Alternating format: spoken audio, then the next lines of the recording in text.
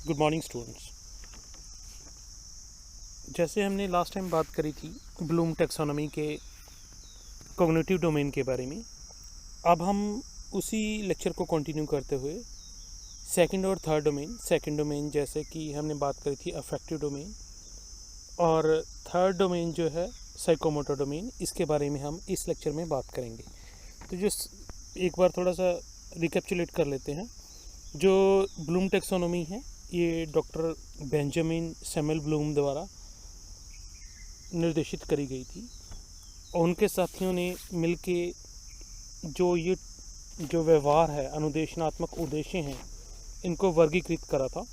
तो इनमें इन्होंने बात करी थी कॉग्निटिव डोमेन की, जिसको हमने ज्ञानात्मक पक्ष बोला था। सेकंड बात करी थी हमने भावात्मक उद्देश्य की, जिसको हमने अफेक्टिव डोमेन बोला था।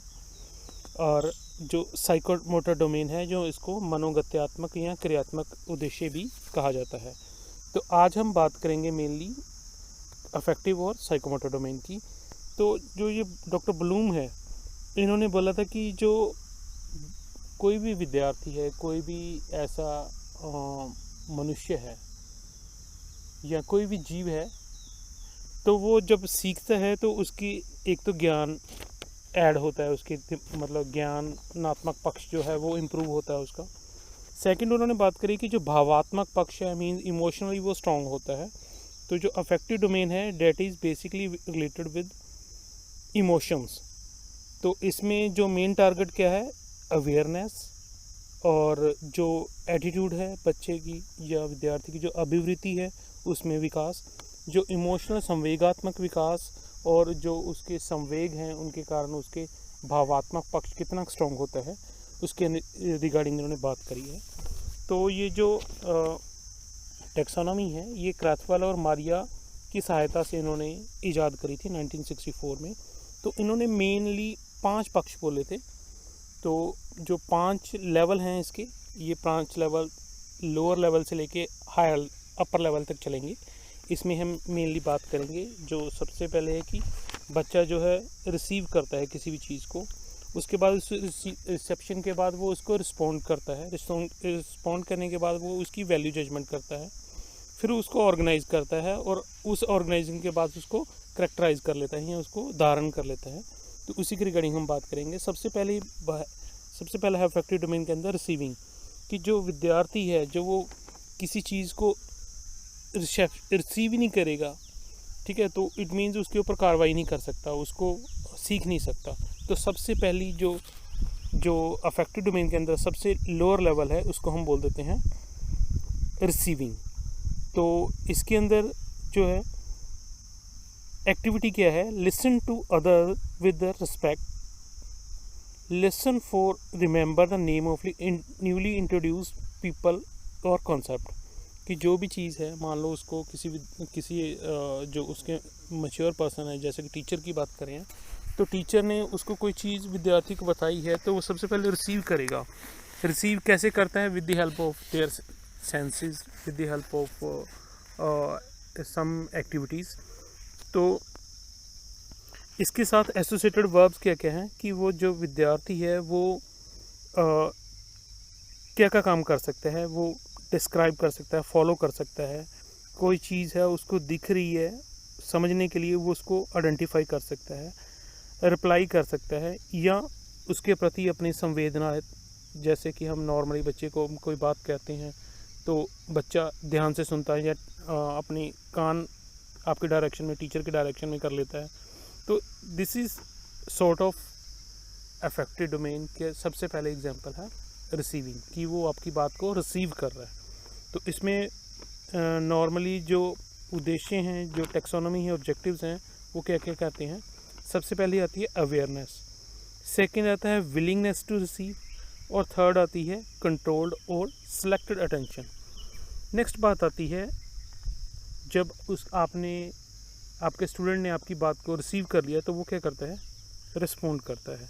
रिस्पॉन्ड जो है ये किसी भी प्रकार से हो सकता है, चाहे वो आपकी तरफ ध्यान से देखे या आपकी जो बात कही गई है उसके ऊपर कोई अनुक्रिया करे, तो हम इसको बोल देते हैं रिस्पॉन्डिंग।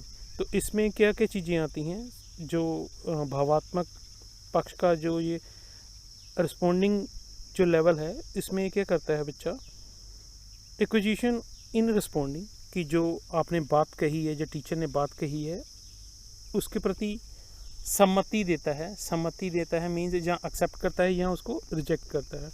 फिर विलिंगनेस टू रिस्पॉन्ड, फिर उस जो रिस्पॉन्स है वो उसका रिस्पॉन्स देना चाहता है, किस प्रकार से देना चाहता है, एक्टिवली देना चाहता है या किसी और तरीके से। जहाँ मान लो कभी कभार बच्चा क्या करता है, डायरेक्ट रिस्पॉन्स नहीं करता, वो किसी और के थ्रू रिस्पॉन्स करवाता है, तो वो भी जो रिस्पॉन्स है किसी और के थ्रू करवाना वो भी जो है वो विलिंगनेस टू रिस्पॉन्ड में ऐड किया जाएगा। नेक्स्ट है सेटिस्फेक्शन इन रिस्पॉन्स, तो जो वो काम करता है, जो रिस्पॉन्स दे रहा है उसमें उसको कितनी सेटिस्फेक्शन है, वो जो सेटिस्फेक्शन है विद द हेल्प ऑफ जो फेशियल एक्सप्रेशन है उसके ज़रिए भी वो जो रिसेप्शन है, जो रिस्पॉन्डिंग है उसको कवर करता है। तो इसके अंदर हम मेनली जो एसोसिएटेड वर्ब्स है वो क्या करेंगे, complies, discuss, greets, helps, practice और रीड या रिसाइड या रिपोर्ट्स, ये जो हैं इसके साथ एसोसिएटेड वर्ब्स हैं। तो अगर हम बात करें कि इसमें बच्चा करता है, कहते हैं participate in class discussion, gives A presentation, questions, new ideas, concepts, model, जो भी उसको दिखाया गया है उसके प्रति वो अनुक्रिया करता है। नेक्स्ट बात आती है वैल्यूइंग, जिसको हम बोल देते हैं आकलन। आकलन मीन्स अब विद्यार्थी अपने माइंड में उसको कोडिंग या डिकोडिंग की सहायता से या उसकी जजमेंट करता है कि वेदर इट इज़ एक्सेप्टेबल, ये मेरे काम की है या नहीं। तो उसके अंदर क्या क्या करता है, एक्सेप्टेंस ऑफ ए वैल्यू, जो भी उसको सिखाया गया है, चाहे मूल्य है, जो भी हम मूल्य की मेनली बात करते हैं, जो एजुकेशनल ऑब्जेक्टिव्स हैं या जो अधिगम है, उस अधिगम को वो स्वीकृति देता है, एक्सेप्ट करता है। प्रेफरेंस फॉर ए वैल्यू, कि वो जो विद्यार्थी ने कुछ सीखा है या अधिगम हुआ है उस अधिगम को प्रति उसकी पर्सनल जो एटीट्यूड है, उसका विचार कैसे हैं, वो एक्सेप्ट करना है, रिजेक्ट करना है, या दूसरे शब्दों में कहते हैं किसी मूल्य के लिए अधिक लगाव या अभिरुचि।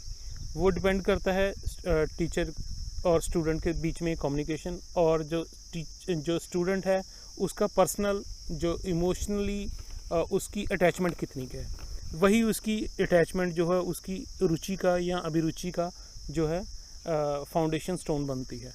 नेक्स्ट बात आती है इसी के अंदर ही कमिटमेंट, प्रतिबद्धता। अगर तो वो स्टूडेंट जो सीख रहा है उसको उस जो लर्निंग है, उस जो टीचिंग है, उसकी वैल्यू अच्छी लगती है, उसको लगता है कि उसके काम की चीज़ है, तो वो उसके प्रति प्रतिबद्ध हो जाता है, या दूसरे शब्दों में हम कह देते हैं कि कमिटमेंट।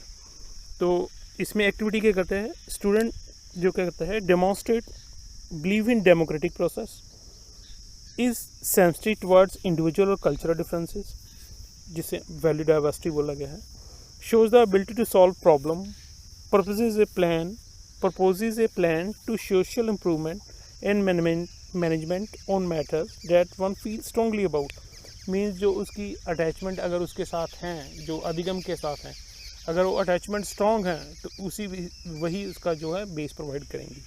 तो इसके साथ एसोसिएटेड वर्ब्स क्या हैं, इनवाइट करता है, ज्वाइन करता है, जस्टिफाई करता है, अपने रोल को जस्टिफाई करता है, उसके अंदर उसकी क्या क्या भूमिका है, ये चीज़ें। तो अब वैल्यूइंग के बाद आता है कि जो तो उसने एक्सेप्ट कर लिया उसको किस प्रकार से रखना है। इसी वैल्यू को रखना, धारण करना को हम बोल देते हैं ऑर्गेनाइजेशन। तो जो अफेक्टिव डोमेन का जो फोर्थ पॉइंट है, फोर्थ लेवल जो है, इसको हम ऑर्गेनाइजेशन बोल देते हैं, जिसको हम हिंदी में बोल देते हैं संगठन। जैसे जैसे विद्यार्थी किसी वस्तु या विचार के मूल्य को ध्यान में रखते हुए उसके प्रति अपनी व्यवहार संबंधी अनुक्रियाएं करना सीख जाता है, वैसे वैसे इस दिशा में आगे बढ़ते हुए वह कई प्रकार के व्यक्तिगत व सामाजिक मूल्यों का ग्रहण करता है। तो कई नई परिस्थितियों का वह आभास होता है उसे। ये जो मूल्य हैं ये अंतर्विरोधी भी हो सकते हैं और भली भांति अर्जित करने के स्वरूप में भी हो सकते हैं। तो इसमें विद्यार्थी क्या करता है, इस मूल्य प्रणाली को धारण कर सकता है। अगर रिजेक्शन है, अगर उसने एक्सेप्ट नहीं करने हैं, तो वो उसको अपने अकॉर्डिंग उसको ऑर्गेनाइज कर सकता है। मींस रिक्वायरमेंट के बेसिस पे, अगर उसको ज़रूरत है तो वो रखेगा, अगर नहीं ज़रूरत तो वो उसको रिजेक्ट कर देगा या साइडलाइन करके रख देगा। तो इसमें क्या क्या है, जो एसोसिएटेड वर्ब्स हैं, एडहेयर्स आ जाएगा, उसके साथ जुड़ा रहता है। जो उसकी वैल्यू जजमेंट है, ये वैल्यूज़ के साथ कंबाइन, दूसरी जो विचार हैं दूसरों के साथ, उसको जोड़ के करने की कोशिश करता है। आगे नई चीज़, कोई नया विचार करने की कोशिश करता है, प्रोड्यूस करने की कोशिश करता है। ऑर्डर करता है उनको प्रायोरिटी के बेसिस पे। अगर ज़रूरत है तो उनको कम ज़रूरत वाले उनको दूर रख लेता है। जो ज़्यादा उसको ज़रूरत है, जो उसकी रुचि है विद्यार्थी की, जो उसको एक्सेप्टेड हैं, वो उनको प्रायोरिटी लिस्ट में रख लेता है। तो नेक्स्ट, अब जो ये ऑर्गेनाइजेशन है, उसके बाद क्या करता है कि वो इस चीज़ को जो उसने संगठित करके रखा है, जहाँ उसका ऑर्डर या उसका अरेंजमेंट करके रखा है, उस ऑर्गेनाइजेशन को या अरेंजमेंट को वो अपने जो चरित्र है उसमें कृतार्थ करता है। दूसरे शब्दों में हम कहें कि वो मूल्य प्रणाली का चित्रीकरण कर देता है, जिसको हम बोल देते हैं करैक्टराइजेशन। जो करैक्टराइजेशन है, ये जो वैल्यूज़ के बेस्ड होती है। तो ये जो करैक्टराइजेशन है, इसके अंदर जो मेनली जो व्यवहार भावनात्मक पक्ष के जो उद्देश्य हैं, ऑब्जेक्टिव्स हैं, उनमें क्या क्या काम आते हैं। एक तो सबसे पहले बात आती है जनरलाइज सेट की, सामान्यीकृत समुच्चय, और सेकंड बात आती है करैक्टराइजेशन की। तो student at this level tries to build a abstract knowledge, has a value system that controls their behavior. The behavior is pervasive, consistent, predictable, and most importantly, characteristic of a learner. Instructional objectives are concerned with the student's general pattern of adjustment, personal और social और emotional adjustment जो हैं इसके अंदर आ जाती हैं। तो जो हमने एब्स्ट्रैक्ट नॉलेज की बात करी है कि जो ये बेस बनता है, जनरलाइज टर्म बनती है। जो मान लो अगर हम मैथमेटिक्स में बात करें कि जो उसने प्रिंसिपल, मान लो उसने कोई सीख लिया, मान लो उसने a+b का होल स्क्वायर सीख लिया, तो a+b का जो होल स्क्वायर है उसको कैसे कैसे कहाँ पे अप्लाई कर सकता है, और धारण कर लेता है, उसको याद रख लेता है कि जहाँ पे उसको ज़रूरत पड़ेगी वो उस फार्मूला को, उस फार्मूलाइज को, जो मान लो ज़्यादा फार्मूलाज हैं तो उनको फार्मूलाई को वो यूज़ में लेके आएगा। तो इसके लिए वो क्या क्या काम कर सकता है, एसोसिएटेड वर्ब्स के अंदर बात करें तो वो डिस्प्ले कर सकता है, जो उसने सीखा हुआ है उसको दिखाएगा, परफॉर्म करेगा, उसको रिवाइज करेगा या वेरीफाई करने की कोशिश करेगा। तो ये तो थी हमारी अफेक्टिव डोमेन, और अफेक्टिव डोमेन की जो 5 लेवल्स हैं उनकी हमने बात करी। सबसे पहले बात आ रही थी, एक बार रिकैप्चुलेट कर लेते हैं। सबसे पहली बात है, बच्चा जो है किसी जो उसने सीखा है उसको रिसीव करेगा with the help of senses. Second, उसके बाद रिसीव करने के बाद उसके ऊपर रिस्पॉन्ड करेगा, रिजेक्शन और सिलेक्शन। फिर उसकी वैल्यू जजमेंट करेगा, उसको रखना है या नहीं रखना। जो रखना है उसको ऑर्गेनाइज करेगा, जिसको हम 5th पॉइंट ऑर्गेनाइजेशन बोल देते हैं। और लास्ट में जो है उसको करैक्टराइज कर लेता है या धारण कर लेता है। तो अगर हम कंक्लूज़न करें अफेक्टिव डोमेन का, जो ब्लूम द्वारा दी गई थी, ब्लूम और उनके एसोसिएट जो थे मारिया और कैथवल, तो इन्होंने जो बात करी है, मेनली इन्होंने बात करी है फीलिंग्स की, वैल्यूज़ की, एप्रिसिएशन की, एंथुजियाज्म और अभिप्रेरणा, जिसे मोटिवेशन बोल देते हैं, और अभिवृत्ति की, एटीट्यूड की। नेक्स्ट बात आती है, यहाँ तक थी अफेक्टिव डोमेन। नेक्स्ट बात आती है साइकोमोटर डोमेन की, जो लास्ट या 3rd डोमेन बोली जाती है ब्लूम टैक्सोनॉमी की। इसके अंदर जो हम कह देते हैं कि विद्यार्थी के अंदर जो चेंजेस आती हैं, सबसे पहले उसका ज्ञानात्मक पक्ष बढ़ता है, जिसको हमने कॉग्निटिव डोमेन बोला था। सेकंड डोमेन हमने बोली थी कि उसको इमोशनली स्ट्रॉन्ग बनता है या इमोशनली उसके अंदर फीलिंग जो है डेवलप होती हैं, किसी भी प्रकार की फीलिंग्स अफेक्टिव डोमेन के अंदर आएंगी। संवेग उसके फीलिंग जो इमोशन जो है वो अफेक्टिव डोमेन के अंदर आएंगी। जो साइकोमोटर डोमेन है मीन्स उसकी जो अभिव्यक्ति है, उसके जो काम करने का तरीका है, जो मनोशरीरिक क्रियात्मक पक्ष है वो कितना स्ट्रॉन्ग बनता है। तो ये जो है डोमेन ये सिम्पसन और हैरो द्वारा दी गई थी। उन्होंने उनके कोलैबोरेशन के साथ ये इसको आगे फर्दर मॉडिफाई किया गया था। तो अगर हम इसको सीखने के याद रखने का तरीका करते हैं, सबसे पहले बात आती है इसके अंदर रिफ्लेक्स मूवमेंट्स की। ये हिरार्की बनी हुई है। जो सबसे पहले सबसे लोएस्ट जो है that is reflex movements. Second बात आती है बेसिक फंडामेंटल मूवमेंट्स की। थर्ड बात आती है परसेप्चुअल एबिलिटीज़ की। फोर्थ है फिजिकल एबिलिटीज़ या फिजिकल एक्टिविटीज़, स्किल्ड मूवमेंट, और लास्ट में जो है नॉन डिस्कसिव। तो इनको हम वन बाय वन करते हैं। सबसे पहली बात आती है रिफ्लेक्स मूवमेंट्स। रिफ्लेक्स मूवमेंट्स होती हैं इनवॉलंटरी मूवमेंट जिनके ऊपर बच्चे का कोई कंट्रोल नहीं होता। जैसे अगर हम छोटे बच्चे की बात करें तो छोटे बच्चे के अंदर क्या है कि वो ऐसी एक्टिविटीज़ करता है जिसका छोटा बच्चा में शिशु इन्फेंट, तो उसमें क्या करता है कुछ ऐसी एक्टिविटी करते हैं जो नेचुरल हैं। फॉर एग्जांपल आइज़ ब्लिंक करना, आंखें झपकता है, ठीक है, उसको आप उंगली पकड़ाते हो तो वो उंगली पकड़ता है।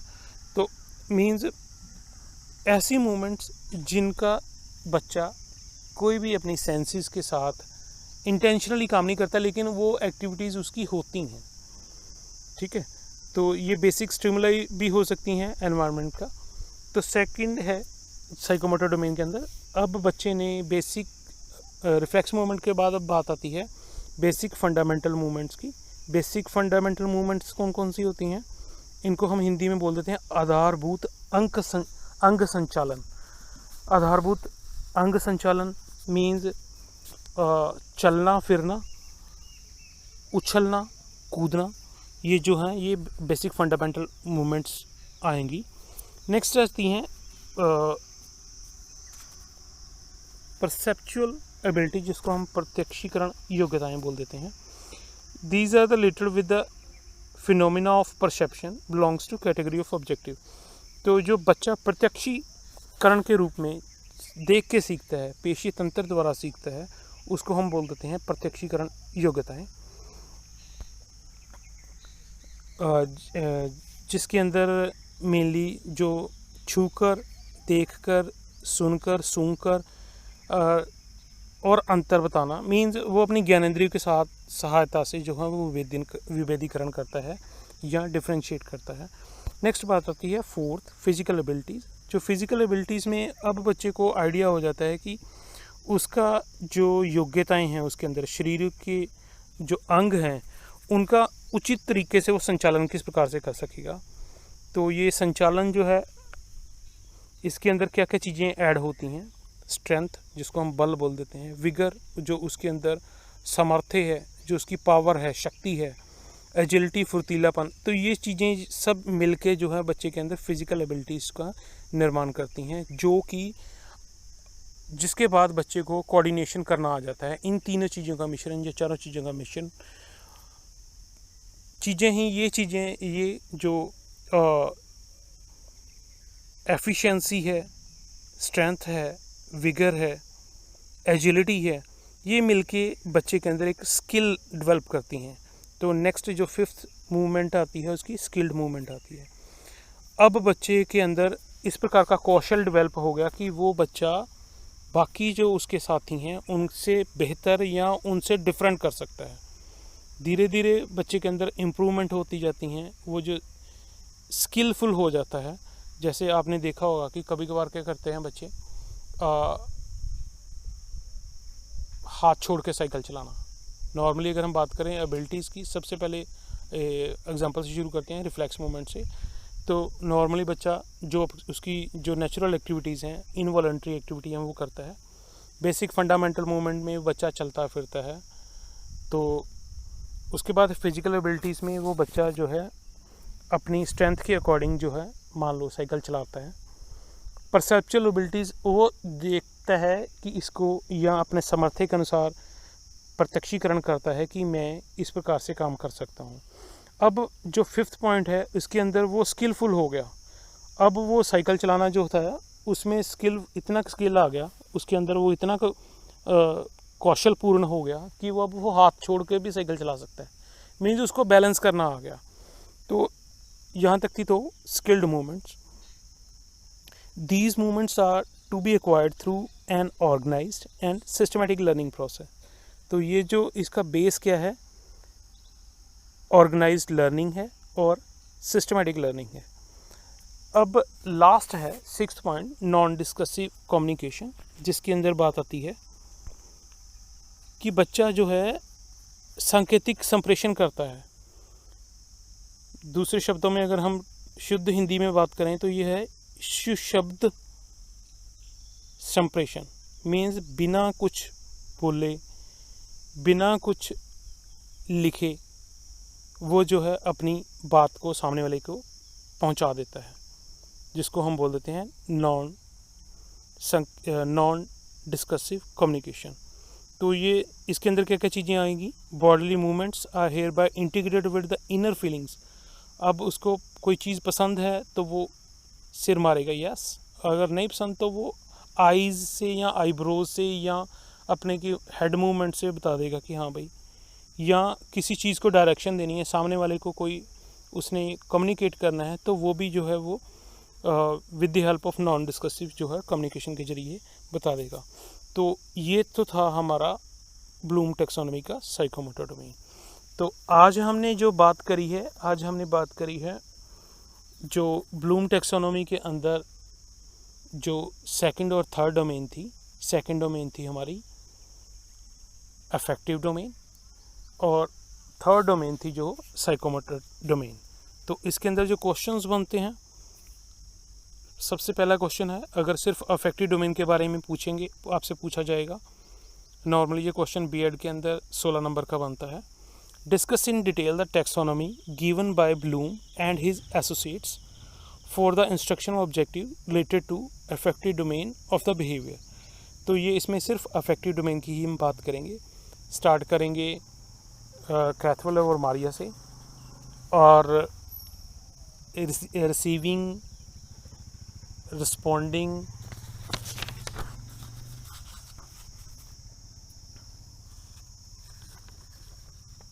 वैल्यूइंग, ऑर्गेनाइजिंग एंड करैक्टराइजेशन की बात करते हुए हम अंत तक पहुंचेंगे कि वो करैक्टराइज किस प्रकार से करता है, और इसके साथ एसोसिएटेड जो वर्ब्स हैं, जो एक्शन वर्ब्स हैं, उनकी भी बात हम बीच में करेंगे। तो अगर तो क्वेश्चन आ जाता है, नेक्स्ट क्वेश्चन हमने जैसे दिखाया गया है यहाँ पे, what is Bloom taxonomy of education objective discuss in details. तो इस प्रकार का अगर क्वेश्चन आता है तो हम डॉक्टर बेंजामिन सैमुअल ब्लूम के बारे में बताते हुए तीनों डोमेन्स की बात करेंगे। मेन जो एम्फेसाइज है वो दोनों डोमेन्स के ऊपर, जैसे कॉग्निटिव और अफेक्टिव डोमेन की बात करेंगे मेनली इस पर। और जो साइकोमोटर डोमेन्स हैं, साइकोमोटर डोमेन के अंदर हम जो रिफ्लेक्स मूवमेंट से स्टार्ट करते हुए जो नॉन डिस्कसिव जो एसोसिएशन है, जो नॉन डिस्कसिव जो कम्युनिकेशन है, वहाँ तक पहुँचेंगे। Thank you. ये तो था हमारा आज का topic, Bloom taxonomy. Next topic के साथ नेक्स्ट मिलते हैं आपको नेक्स्ट लेक्चर में। Thank you.